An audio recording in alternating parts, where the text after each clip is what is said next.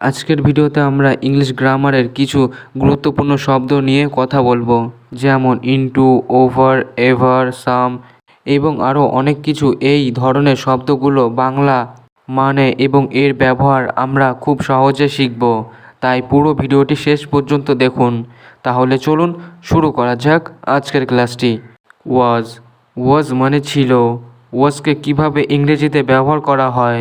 ওয়াজ হলো পাস্ট টেন্সের ফর্ম। এটি সাধারণত সিঙ্গুলার সাবজেক্টের যেমন আই, হি, শি, ইট এদের সাথে ব্যবহার করা হয়। এটি অতীতের কোনো ঘটনা, অবস্থা বা অনুভূতি প্রকাশ করে। এক এক করে এর ব্যবহার শেখা যাক। কোনো ঘটনার অতীত প্রকাশ করতে এবং পাস্ট ইভেন্ট বোঝাতে আমরা ওয়াজকে ব্যবহার করি। সেন্টেন্স স্ট্রাকচার হয় এই রকম: subject plus was plus object. For example, সে গতকাল পার্কে ছিল। He was at the park yesterday. He was at the park yesterday. আরেকটা উদাহরণ দেখা যাক। আমি 5 বছর আগে ছাত্র ছিলাম।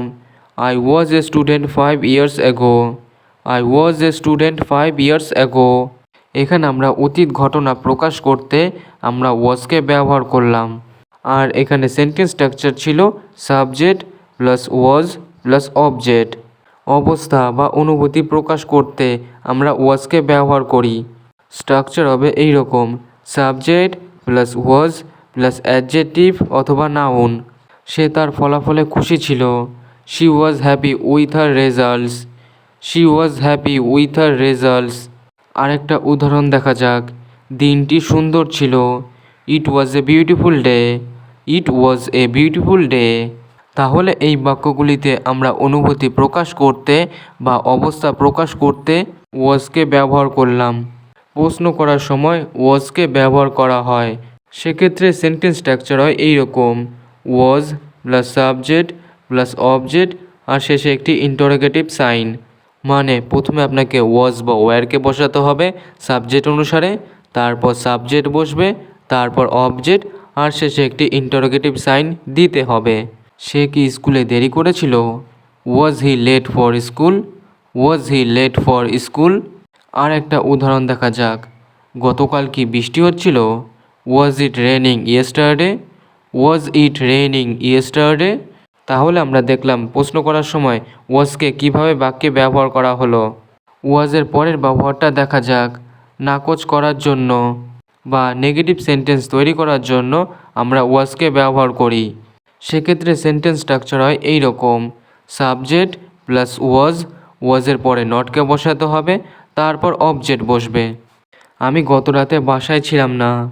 I was not at home last night. I was not at home last night.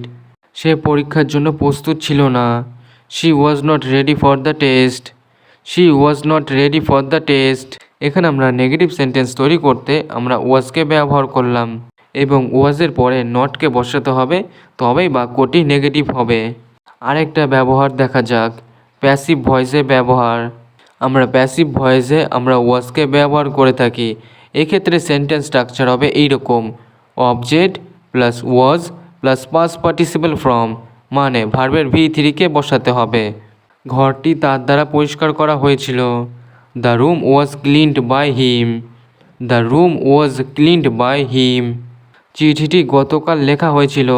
The letter was written yesterday. The letter was written yesterday. এখানে আমরা দেখলাম প্যাসিভ ভয়েসে ওয়াজকে কিভাবে ব্যবহার করা হলো। এবার আমরা শিখব ওয়্যারের ব্যবহার। ওয়্যার মানে ছিল। ওয়াজের প্লুরাল ফর্ম যা পাস্ট টেন্সে ব্যবহার করা হয়। তবে এক্ষেত্রে সাবজেক্ট হবে প্লুরাল সাবজেক্ট, যেমন উই, ইউ, দে এবং সিঙ্গুলার ইউ এর সাথে আমরা ওয়্যারকে ব্যবহার করি। এটি অতীতে কোনো ঘটনা, অবস্থা বা অবস্থান বোঝাতে। তুমি দেরি করেছিলে। You were late. You were late. আমরা পার্কে ছিলাম। We were at the park. We were at the park. তারা খুশি ছিল। They were happy. They were happy. তুমি কি সেখানে ছিলে? Were you there? Were you there? তাহলে আমরা দেখলাম ওয়্যারকে কিভাবে বাক্যে ব্যবহার করা হয়। এবার আমরা দেখব সেন্টেন্স স্ট্রাকচার কিভাবে তৈরি করা হয়। যদি আমরা পজিটিভ সেন্টেন্স তৈরি করি সেক্ষেত্রে সেন্টেন্স স্ট্রাকচার হবে এই রকম: subject plus were plus object. যেমন তারা খেলছিল, they were playing, they were playing. আর যদি নেগেটিভ সেন্টেন্স তৈরি করা হয় তাহলে সেন্টেন্স স্ট্রাকচার হবে এইরকম, subject plus were plus not plus object. তারা খেলছিল না, they were not playing, they were not playing. আর কোশ্চেন তৈরি করতে হলে সেন্টেন্স স্ট্রাকচার হবে এইরকম, were plus subject plus object আর শেষে একটি ইন্টারোগেটিভ সাইন। তারা কি খেলছিল? Were they playing, were they playing. Were এবং ওয়াজের মধ্যে পার্থক্য হলো সাবজেক্ট অনুযায়ী, প্লুরালের জন্য ওয়্যার এবং সিঙ্গুলারের জন্য ওয়াজ। উইথ, উইথ মানে সঙ্গে বা দিয়ে। যেমন সে তার বন্ধুদের সঙ্গে গিয়েছিল, she went with her friends, she went with her friends. এখানে সঙ্গে অর্থে উইথকে ব্যবহার করা হলো। এটি একটি ছুরি দিয়ে কাটুন, cut it with a knife, cut it with a knife. When, when মানে কখন।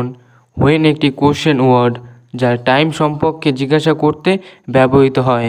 যেমন তুমি কখন আসবে, when will you come, when will you come. While, while মানে যখন। হোয়াইলকে ব্যবহার করা হয় যখন দুটি ঘটনা একসাথে ঘটলে। আমি পড়ছিলাম যখন সে রান্না করছিল, I was reading while she was cooking, I was reading while she was cooking. What, what মানে কি।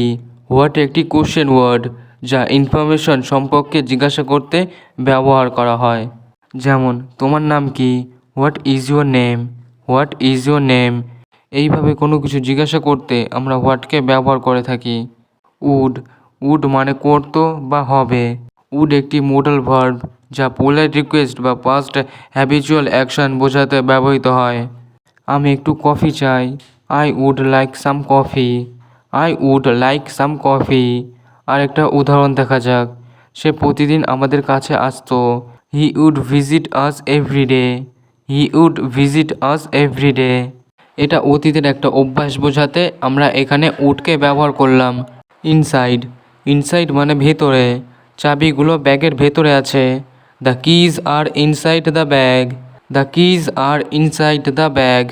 রিয়ারলি, রিয়ারলি মানে খুব কম বা প্রায় কখনো না। রিয়ারলি ব্যবহৃত হয় এমন কিছু বোঝাতে যা ইনফ্রিকুয়েন্ট বা হার্ডলি এভার ঘটে। সে খুব কম বাইরে যায়, he rarely goes out, he rarely goes out. Within, within মানে ভিতরে বা নির্দিষ্ট সময়ের মধ্যে। উইদিনকে ব্যবহার করা হয় কোনো কিছু লিমিট বা বাউন্ডারি বোঝাতে। যেমন কাজটি 2 দিনের মধ্যে শেষ হবে, the work will be done within 2 days, the work will be done within 2 days। Into, into মানে ভিতরে বা দিকে। ইনটু বোঝায় movement from outside to inside বা কোনো কিছু ডাইরেকশন বোঝাতে। সে ঘরের ভিতরে ঢুকলো, she walked into the room, she walked into the room. Ever, ever মানে কখনো বা চিরকাল। এভার ব্যবহার হয় এনি টাইম বোঝাতে বা অলওয়েজ এর ভাব প্রকাশে। তুমি কি কখনো সেখানে গিয়েছো, have you ever been there, have you ever been there. সে সর্বকালের সেরা খেলোয়াড়, he is the best player ever, he is the best player ever. তাহলে আমরা দেখলাম এভারকে বাক্যে কিভাবে ব্যবহার করা হয়। ইভেন, ইভেন মানে এমনকি বা সমান। ইভেন বোঝায় কিছু আনএক্সপেক্টেড বা অতিরিক্ত জোর দিয়ে বোঝাতে। এটি লেভেল বা ফ্ল্যাট বোঝাতে ব্যবহৃত হয়। সে আমাকে এমনি ফোন করেনি, she didn't ever call me, she didn't ever call me. এখানে আমরা এমনকি বোঝাতে আমরা ইভেনকে ব্যবহার করলাম। আরেকটা উদাহরণ দেখা যাক, জমি সমান, the ground is even, the ground is even. এখানে জমিটা লেভেল বা ফ্ল্যাট বোঝাতে আমরা ইভেনকে ব্যবহার করলাম। ফ্রম, ফ্রম মানে থেকে। ফ্রম ব্যবহৃত হয় স্টার্টিং পয়েন্ট বা অরিজিন বোঝাতে। আমি তার কাছ থেকে একটি উপহার পেয়েছি, I got a gift from her, I got a gift from her. Near, near মানে কাছে বা নিকটে। নিয়ার বোঝায় ক্লোজ টু সামথিং। স্কুলটি আমার বাড়ির কাছে, the school is near my house, the school is near my house. Over, over মানে উপর বা বেশি। ওভার বোঝায় অ্যাবভ সামথিং বা এক্সিডিং এ লিমিট। প্লেনটি শহরের উপর দিয়ে উড়ে গেল, the plane flew over the city, the plane flew over the city. এখানে কোনো কিছুর উপর বোঝাতে আমরা ওভারকে ব্যবহার করি। সে 60 বছরের বেশি বয়সী। He is over 60 years old, he is over 60 years old. Some, some মানে কিছু বা কিছুটা। আমার কিছুটা সাহায্য দরকার। I need some help, I need some help. Onto, onto মানে উপর দিকে বা এর দিকে। অন্টু বোঝায় মুভমেন্ট টু এ সারফেস। বিড়ালটি টেবিলের ওপর লাফ দিল। The cat jumped অনটু the table, the cat jumped অনটু the table. Never, never মানে কখনো না বা কখনোই নয়। নেভার ব্যবহার হয় নট অ্যাট এনি টাইম বোঝাতে। সে কখনো মিথ্যা বলেনি।